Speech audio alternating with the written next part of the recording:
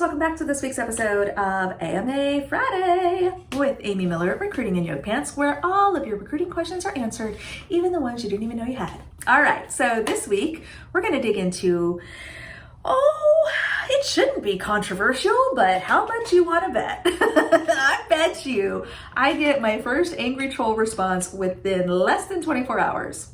Anybody want to put a 5 on that? It's coming. People are going to be pissed at me. We're talking about ghosting. Borrowed my husband's t-shirt for this. Alrighty. So, what is ghosting? How can we stop it? And what can job seekers do to try to avoid getting ghosted as much as possible? There are going to be things outside of your control. First of all, we just need to get okay with that. I cannot control other people's behavior. I cannot force someone to be in a relationship with me, professional or otherwise. I cannot demand behavior from other people. It's just not how the world works, y'all. They are free individuals. They can respond or not, and it sucks when they don't, but we're gonna dig into it. But we're gonna start with the definition of ghosting. And this is where I'm gonna annoy some people. And I understand that, but I have been marinating on this for 3 years. When I first started the channel, I knew ghosting is a hot topic, something we're gonna have to talk about. And I didn't want to talk about it because I don't want you guys to yell at me. This will be fun. So, but I do want to talk about it. And here we go. The definition of ghosting, let's start there. If I read the dictionary definition, it literally says, word for word, the practice of ending a personal relationship, that's a key word, with someone by suddenly and without explanation, another key word, withdrawing from all communication. Urban Dictionary, similar. The act of suddenly ceasing all communication with someone the subject is dating but no longer wishes to date. So obviously Urban Dictionary has like the dating spin on it, which I think is where this phrase was initially coined. Ghosting, in the professional sense, in the recruiting job search sense, is the end of two-way communication without closure. I'm going to say that again. When two-way communication has been established and it comes to an end without closure, that's important. Okay, that is the key that we have to stay laser focused on. It is not ghosting if you emailed someone that you've never spoken with before or had any communication with, and that person did not respond to your message. That is one-way communication, and you are not owed a response. Sorry, you're just not. If you were, I will tell you that I have personally ghosted about 8,000 people in the last few weeks. If that's the case. That's not the case. Two-way communication is the relationship equivalent when we're thinking about ghosting in the terms of job search and recruiting, where you've applied and I've asked you for your availability to interview, where I reached out to you to see if you're interested in a role and you responded, yes, I am, when can we talk? If I don't reply to you, if I don't follow through on that, if I don't get back to you to at least close the loop, that is ghosting. Now, again, one way, you sent in an application, it's lovely when there's a response, even if it's just an auto response saying, hey, we're letting you know we have your application. We're letting you know. And I understand the jury is out and folks are definitely mixed on the benefit of those kinds of automated emails. Again, one-way communication, right? Like this is our attempt at trying to establish a little bit of two-way, and again, kind of providing that upfront potential for closure. Because a lot of those emails, which feels gross, but again, is meant to inform, is we've received your application. If there is interest, you'll be contacted. And I know people don't like that, but on the other hand, at least there is a clear like, hey, we have it. This is the step if not, then you won't hear from us. That is a form, not a great form, but that is a form of closure. And closure is the key. Okay, so let's go back to our example. I reached out to you. I've said, hey, your profile looks really good. I might have a job that you might be interested in. What do you think? Should we talk? You respond and say, yes, great. I'd love to learn more. Or I have a question about this. Or here's my resume. Or here's my availability. If I don't respond to that, I ghosted you, and that's bad. If I respond to you and say, oh, thanks for getting back to me. Unfortunately, the role just closed for whatever reason, but thank you, I'll keep you in mind.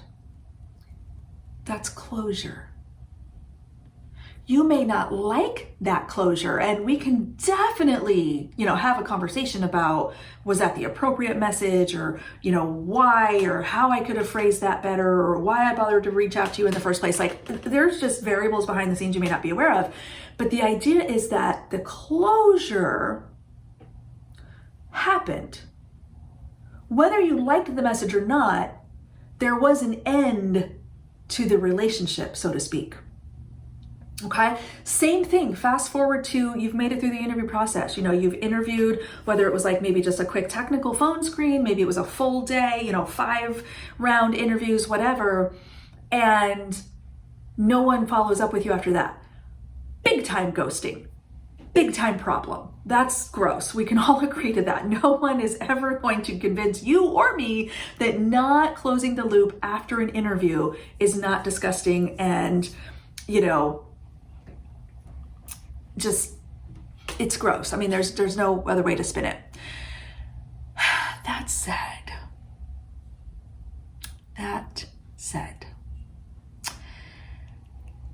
I have to be vocally self-critical here, and I have to tell you that I am personally guilty of ghosting people. I just am. I am. I know I am. I've been called out on it. Rightfully so. Candidates deserve to yell at me if I screw up. So, what is a job seeker to do with this information? I want to talk about that for a quick minute, and then I want to share a couple things that I personally do as a recruiter to try to avoid this from happening, because it feels really terrible on both sides, let me tell you. So as the job seeker, the best thing that you can do for yourself, if you are in that two-way communication and you have started that relationship, so to speak, the best thing you can do is ask very, very clear questions about process, next steps, and timelines. So we have the recruiter FAQs up on the website. You can go to recruitinginyogapants.com, hit the drop down for templates and FAQs. Recruiter FAQs are there. This is a list of questions and things that you can ask your recruiter at various points of the process. Understanding process and timelines is huge, because if a recruiter says, hey, I'm going to submit you to the hiring manager, it may take me 2 weeks to get an update. Okay, cool. If you don't hear back within those 2 weeks, you have not been ghosted. You are still within that time frame that was established.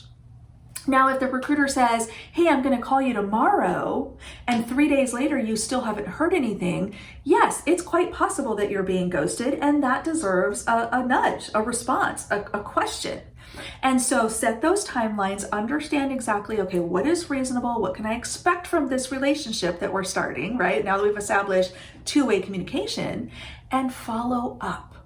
I have a 3 follow-up rule. That's me. You can decide for yourself, but both on the candidate side as well as on the recruiter side, when I'm the recruiter or I'm the job seeker, 3 follow-ups. I will attempt to get in touch with you 3 times. After the 3rd time, I'm done. I'm over it. I'm moving on. Right? You have the right to set that for yourself, because what I don't want you to do is get caught up in like, oh, this is a great job and I love this company, or I really want to do this thing, and oh my God, the recruiter's not getting back to me. Again, I'm not excusing bad recruiter behavior, but I'm saying at that point in the process, and as early in, the job search or early in the relationship, if you will, that you are, it's best to not get too attached or get your hopes up until we have continued to establish next steps and continue to deepen the relationship. An initial phone screen is like a first date. Interview with the hiring manager, you're meeting the family. A job offer, like you're getting engaged, right? To tie this back to dating, since we're talking ghosting. This is falling apart. Anyway, so obviously the further you get in the process, the more clear and specific and fair that closure should be, and also personalized that closure should be. But it's best to establish from the start, what does that look like? What is that process? When can I expect? And what are my options if I don't hear from you? So here's what I do as the recruiter. So when I'm the one responsible for driving that relationship and that two-way communication from the recruiting seat, there are 3 things that I personally do to try to avoid making that mistake and inadvertently ghosting folks, because it's never intentional. I promise you. I've never set out to go, I'm never going to call that guy. I'm just going to let him sweat. That would be gross. Nobody should do that. And I don't know anybody that does, but probably some weirdo out there gets his kicks off ghosting people. I don't know. Not me.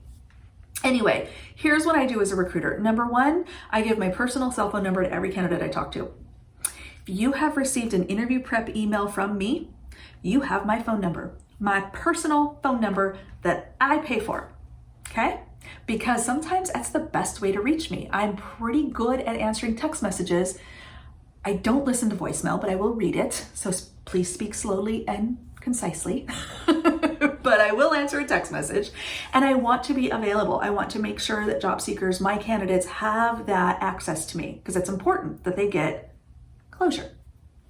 Second thing I do, I provide my calendar link to all of my candidates. So again, you've got an interview prep email from me, you have my calendar link. If I'm not answering your text, if I'm not answering your phone calls, if I'm not responding to your emails, put yourself on my calendar. I guarantee you're gonna get time. I live and die, for better or worse, by my calendar. I just took my kid to go tour a college campus. I had her send me the invitation so that it was on my calendar. Okay, even my family has to book time on my calendar, y'all. This is a problem, but this is how I work. So you have that access to me. That's the second thing. So you have my number, you have a link to my calendar.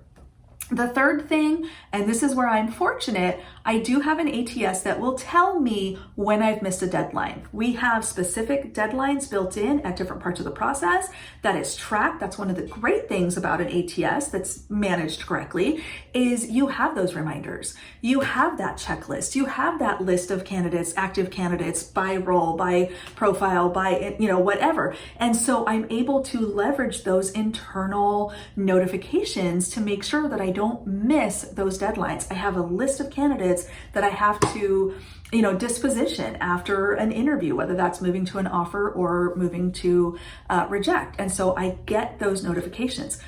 My boss gets those notifications if I miss the deadlines. So that is an example of a check and balance that exists in many recruiting company or organizations or recruiting teams within companies that I find really helpful. So I love that. Keeps me honest, keeps me on point. Bonus, one extra little thing that I'm not super good at, but I know a lot of recruiters do this, is they have what they call Follow-Up Friday. So I first heard about this from Stacy Zapar, who's like a longtime industry leader, phenomenal recruiter. And I heard her talk about that at a conference like 15 years ago. And so Follow-Up Friday is basically the act of going into your ATS or your email or whatever, and you can use Outlook reminders and all that kind of stuff for this too, but going through and making sure that you've had a touch point with all of your active candidates. So that's a good way to kind of just, again, make sure nobody's falling through the cracks, make sure you're not forgetting anyone or inadvertently missing anyone. It's just, we have technology, we have automation that can be used for good. We should be able to eliminate ghosting by leveraging some of those tools and using those tools effectively. That's why I like an ATS sometimes. But we also have to get really clear on what ghosting is or is not. Once we identify it and we can really focus on the true crime that is ghosting, then we can fix it. All right, y'all, I went way over, but this is a big topic I have a lot of feelings about. So let me know down below, what are your suggestions for eliminating ghosting, and what does ghosting mean to you? I have a feeling the definition will differ for folks, but I'm gonna stand by mine. All right, let me know what you think, and as always, we will see you next week.